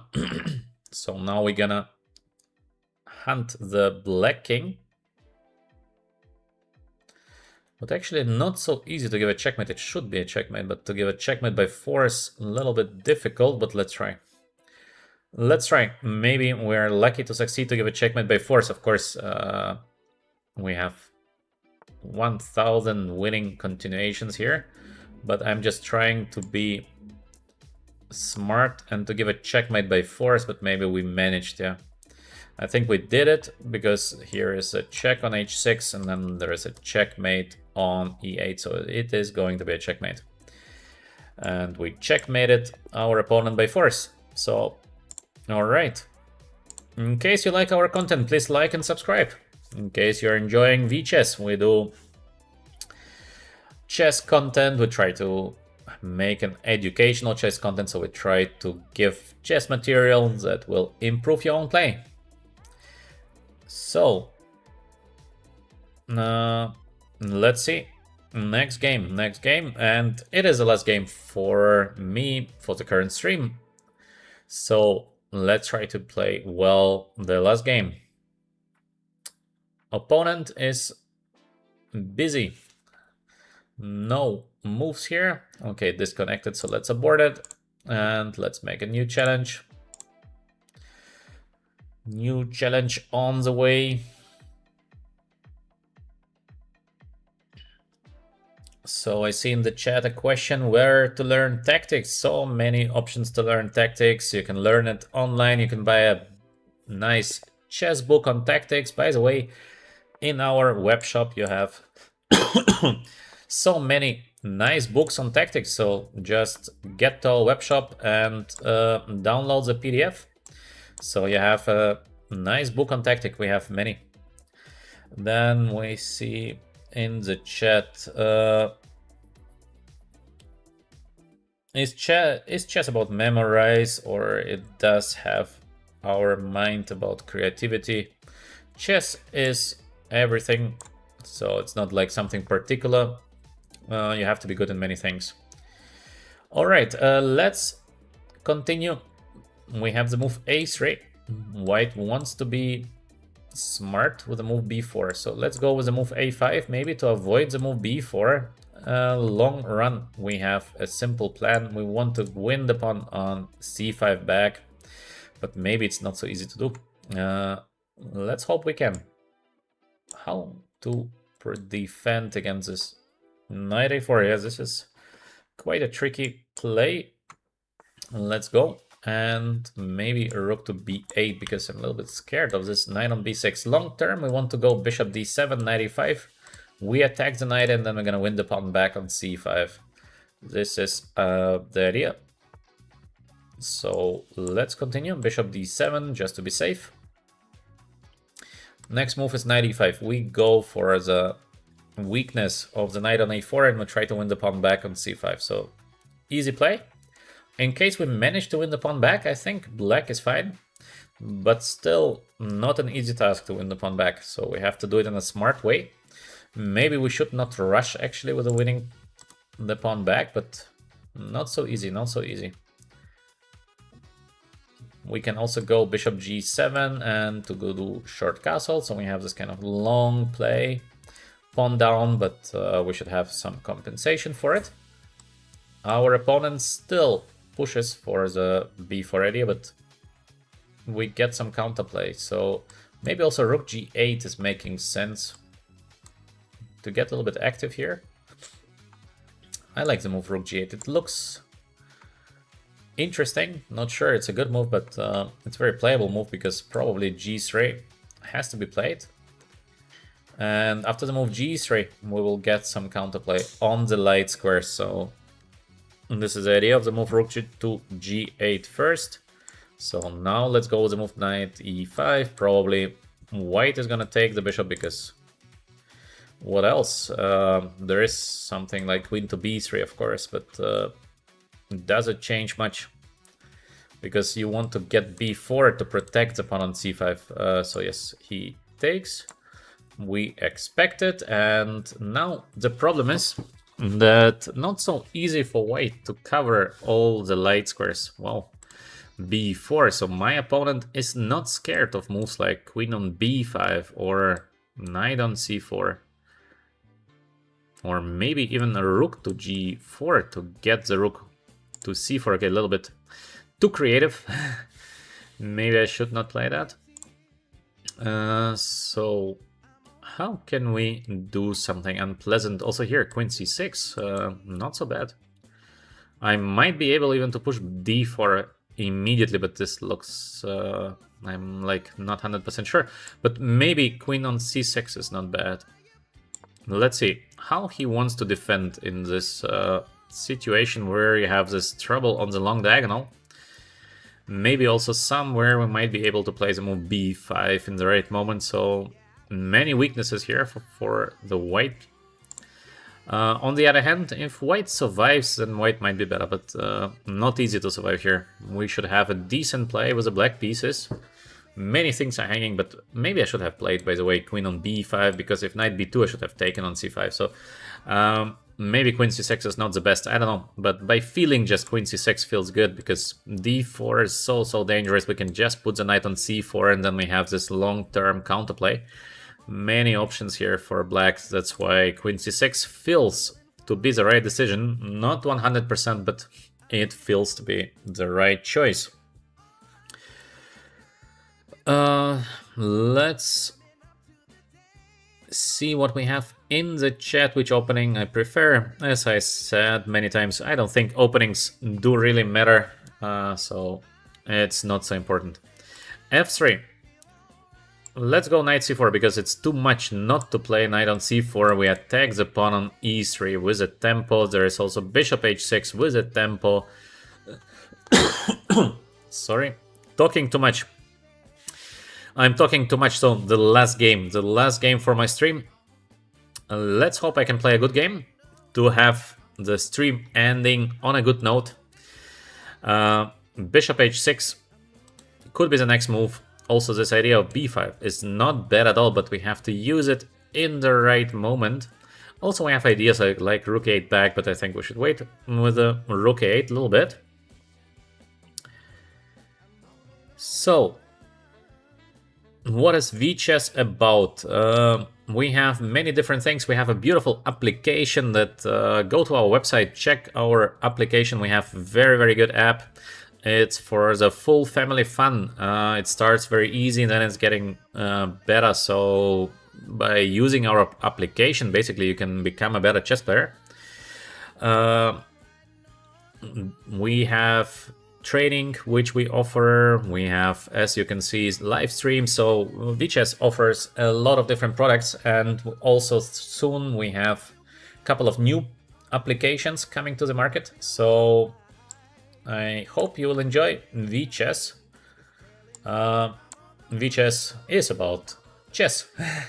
So many different chess products. And of course, we focus on educational chess products. So it's not some kind of random crazy stuff. This we don't do. We try to give educational content. All right, what do we have? We have here situation where now black is a pawn up because we can take the pawn. From pawn down to pawn up is not so bad, but we have this nasty queen a4 check somewhere.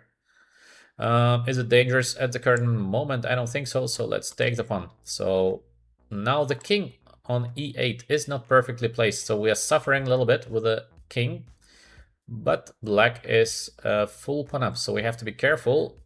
But in case we are, probably black should have a better play. Let's go back to c6, maybe. Where to put the queen? What is a good position here for the queen? Maybe c6, because I want to win the pawn on b6 in case I can. And yes, pawn up. King on e8. King is a little bit poorly placed, but maybe we are still okay. So the idea could be just bishop a7, then get the king to g7. King on g7 would be perfectly placed, very, very safe.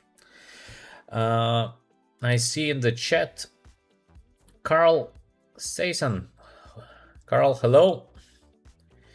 Do you provide online coaching? Yes, we do. So please visit our website. Soon we will offer seminars. At the moment, we just offer one-on-one, but soon we will offer different kind of seminars for kids, different programs with different coaches. Yeah, everything is coming soon. So what do we have in the current position? f5, bishop g7. We have to kill the knight on d4 as the strongest piece of white. If we can get to the knight, then black will be doing almost winning. We have to get rid of the knight on d4 so we can do it, or maybe more conservative way, bishop d6 followed by bishop e5. Then we have also king a7 and rook c8. So most of the endgames will be winning here for the black, but we have to survive. We have to survive. Queen and knight very, very strong in the attack, so we have to be careful.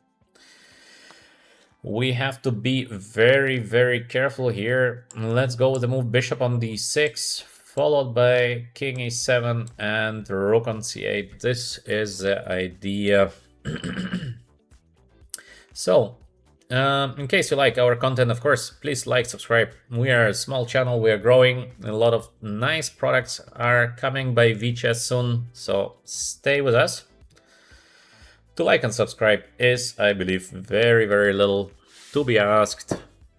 Of course, if you want to support with some small fee, it would be great. Become our subscriber or buy some books in our web shop. So we have very, very good books which we offer for a cheap price in PDF for download.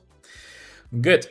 What do we have? We have king e7, and rook on c8. White has to do something very, very urgent. If white finds nothing urgent, then I guess black will be doing winning. Is there something connected to knight c6 check?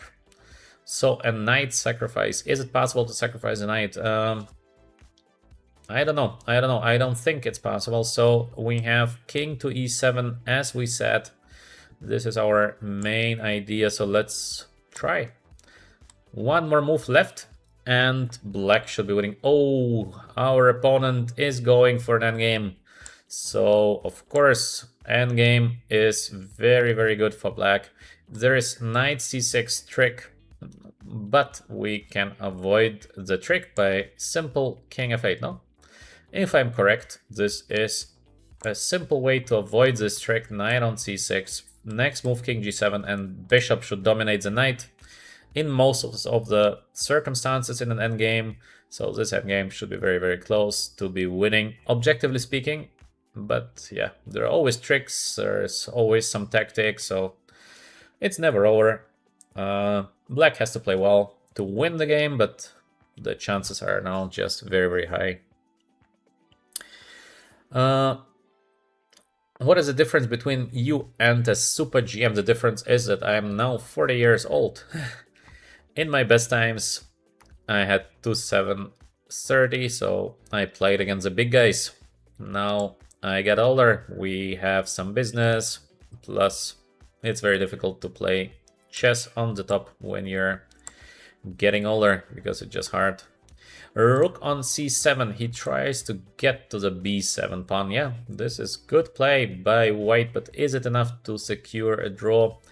Hard to imagine. That's why we can play the move king g7. It's not a problem that he's going to win the pawn on b7. Yes, we expect it. Now we have the position bishop versus knight plus endgame, so let's just simply take it. There is knight d4, little trick, because knight e6 and the bishop is going to hang, so yes, we will not fall for the little trick, even though I'm not sure it's even working, but let's play safe. So king g6. We have pawn up endgame. This is what we wanted, to get a safe and better endgame. Bishop versus knight. Sometimes knight can be better than the bishop, but then white should have a very, very fixed pawn structure. At the moment, the pawn structure is not so fixed. That's why bishop is usually not worse than the knight. It can be even better.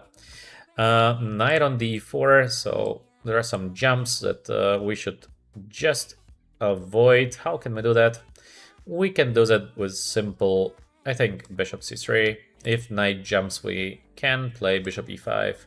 So, or just to play bishop d6 immediately, which is also looking like a good move. So maybe let's go bishop c3. If knight jumps, which probably is the idea of white, our opponent is thinking. Next move of black could be king f6, very, very safe. So knight is on e2. We're gonna play bishop e5, so we block the knight from moving. In case of f4, oh, he goes for the rook endgame. Alright, let's go for the rook endgame. So, how to win this rook endgame? We have several ways. We have one idea. For this, we're gonna defend the pawn first, and then we're gonna get king h5. Or we're gonna play rook to c8 and try to be active. Personally, I like to be active first, and then we see. So there is, again, we don't need to force the things. We have no rush. We can enjoy playing this rook endgame. We're gonna be trying to annoy white. So we have rook c2, and then we try to attack the pawn here, or we're gonna try to attack the pawn on h4. Very good chances to win this rook endgame. Even in a classical game, it would be still a rook endgame with quite good winning chances. So very, very difficult for white. Now the king has to go here, and we will try to push something in the center. Let's first put maybe the rook to e2, so the white rook cannot be moved. Now we have ideas. This. Or we're gonna run with the king, which is also not a bad idea. Also, we have idea of playing, let's say, king h5, because how to defend the pawn on h4, by the way? Is there a defense? Or can we just grab the pawn and that's it? This is a good stuff when you're playing a better rook endgame. You have no rush, you have all the time in the world, so you just can enjoy the position. Try left, try right. So, no rush. If I take, what happens? Take, then we have the d pawn. It should be enough to win the game, I guess. Is it a win? Good chances, but is it a win, like a very direct win? We have also here the check. If king goes, we have rook g7, so the king has to go to h3. And then we can play something like king g6 back, but the question is why we do that. So I think we can just take. I think we should have very good winning chances here, because it's a connected passed pawn. So let's go first a little bit away. The idea is to play at some moment d4 and to activate the pieces. So let's go He just keeps on waiting. So now we can start moving the pawn, because why not? King is sort of cut. We get the pawn to d3, and then we're gonna activate the king. So quite easy. Let's go. h5 looks a bit like a desperate play. We can take probably and win the game. Also, this is looking winning. So okay, let's just take, because I think it just should be winning. No moves, or let's call it no good moves for white. Idea this, and then we're gonna start running. So here first we're gonna advance, and at some moment we should, how to win this, by the way, it should be something connected to e5, but how to do that? How to play the move e5 in a good way? Okay, we have to play this one. And let's go. Let's go. Now d2, is it a win? Okay, let's go.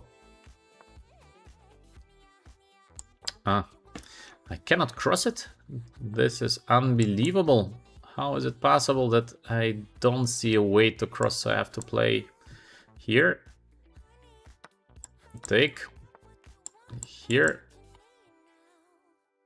Can we win the current position? Or is it just a draw? Let's see. Let's see if this is just a draw, or maybe we're gonna win the game. Doesn't look like we're gonna win the game. Yeah, this might be a draw. This is, of course, very, very pity, because we have played quite a good game. And now it is just a draw. That's pity. We can try to play here a little bit forward back, but very, very difficult to do something. Obviously, we need to get the rook to e3, but how to do that? How can we get the rook? Like, how can we change the rook? I don't see a way to change it. Okay, let's try. If he takes, there is nothing we can do, but he defended unbelievably well, which is a little bit strange, because such a high level defense. Very, very unexpected. And of course, this is a draw. Okay, so we play a draw in a winning position. This is pity, because yeah, it was quite easily winning. I just could not believe that this rook endgame is a draw, but such a high level defense by the guy, because before he played quite poorly, but